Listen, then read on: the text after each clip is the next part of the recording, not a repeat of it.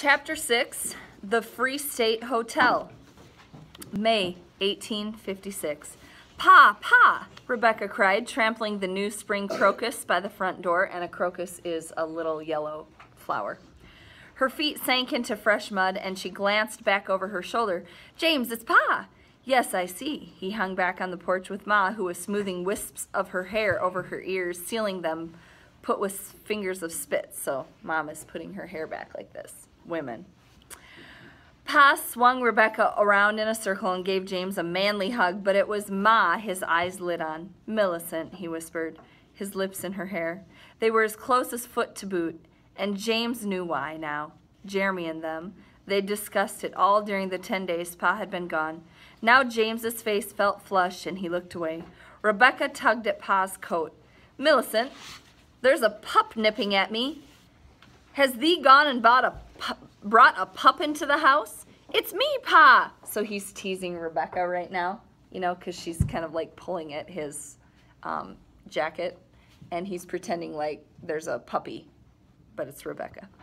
Not a pup, Caleb, a prairie chicken. They wander in the house just like that. It's me, Rebecca cried. You hear it clucking, Mrs. Weaver? Faintly, Mr. Weaver. Pa! He swooped Rebecca up in his arms again, scissored her on his hip, and had a good hard look at James. Son, are thy breeches still reaching thy boots? Sir? Looks to me like these grown 2 inches since I've been gone.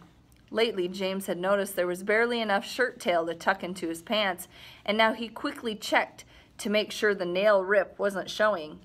Eats like there's no tomorrow, Caleb. Thee should have seen him with his face in gooseberry pie, and that reminded Rebecca. Oh, Pa, we had company the other night. James saw his mother's eyes throw a warning, but Rebecca never looked her way to catch it, so James squeezed her heel. Ouch! Pa set her down on the floor, and James sank to the floor bedside to grab hold of her arm if necessary. Company, Pa said.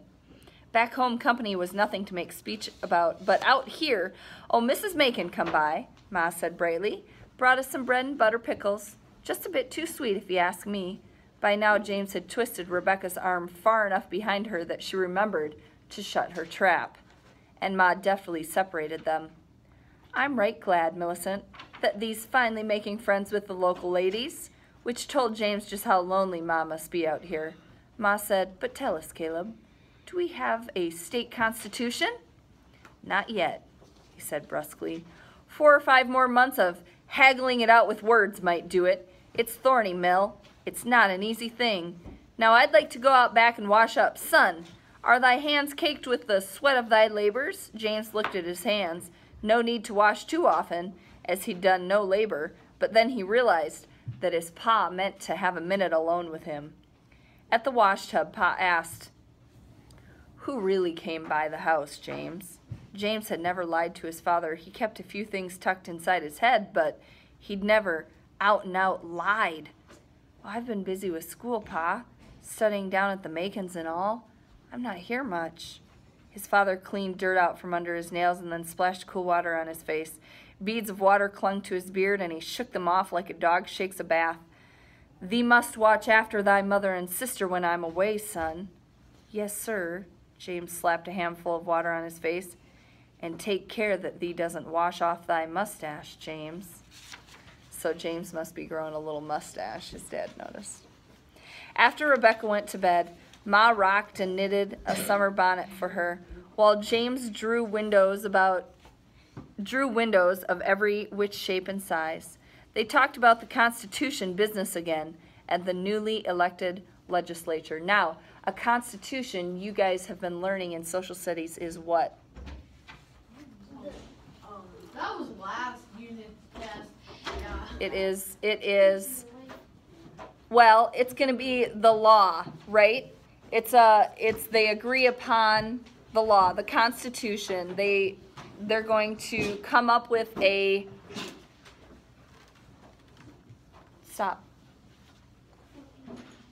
with a bunch of laws. The Constitution has to be amended if you want to change anything, correct? Right? So it's like the law. Okay? So they're working on a They're working on a constitution. Okay? And the elected legislature would be what? What would that be, Henry? An elected legislature would be what? What do you think, Cade? Like a group of people that do something I don't remember. Congress people. A group of people elected to what? Make the laws? Decide on the laws? Yeah? Yeah. They talk to the people around and That was one of our decide on the laws? Okay. All right, well, let's keep going. Pa filled every inch of his chair with his legs stretched out in front of him and his heels digging into the clay floor. Well, it was a testy situation. Thee would have reeled, Millicent, if thee could have heard the deputy marshal announce that President Pierce intended for us all to be arrested if we took the oath of office. James's heart lurched at the thought of Pa and Dr. Robinson and the others wallowing in some jail cell. Well, Ma said, I surely hope a little threat like that didn't stop thee from doing what's right. A little threat, Mrs. Weaver? Franklin Pierce is President of the United States of America. And thee is a free man, Mr. Weaver, or thee wouldn't be here tonight telling us this tale. True, Pa said, deflated. We took the oath of office. Had to be sure the Free State Constitution would be recognized throughout the territory. Well, so it was a tempest in a teapot, Ma said, with a bit of play in her voice. James looked up from his drawing, watched her knit another round on the bonnet before she said, I'm just as pleased not to be taking plum cake to the jailhouse, Caleb. I've heard talk of some trouble, Pa said. Ma's needles clicked in the pause. They're saying the first U.S. District Court's about to hand down a decision. Please follow along. There was Pa, talking like a lawyer again. Decision about what, Pa? Well, has to do with the abuses of the fugitive slave law. Ma knitted faster, racing across each row now. No matter what we think about slavery, it is illegal in this country to help slaves escape. Ma tucked her needles under her arm. Caleb Weaver, what they're doing to those Negroes is immoral. I wouldn't argue with you, Mrs. Weaver. I'm just saying that there's a law, and the law says, much as we want to see Kansas a free state, we're obliged to help slave owners get their property back. Property indeed, Mr. Weaver. In the legal sense. Oh, piffle. Now the silence was hot and stingy, and James's voice cut a slice out of the thick air. Pa, the Eldridge Brothers Free State Hotel's opening up next week over on the corner of Massachusetts and Winthrop. I hear it's so big, they can stable 50 horses out back. Pa said, why, I'm told they're already using the dining room as a barracks, stockpiling meat and such for the siege. So they're stockpiling meat because they're assuming that maybe the Missourians are going to come and surround their town, right, and cut off all supplies. Well, if they stockpile meat, then they should be good for a while and not have to give in to becoming a slave state. Does that make sense? So they're kind of getting prepared. Caleb, Ma warned, but he ignored her. General Lane's out there on the prairie, drilling soldiers for battle. Ma rapped her needles like drumsticks. Caleb Weaver, thee mustn't talk this way. Mrs. Weaver, Pa said firmly, thee must ready thyself. Our neighbors are preparing for war.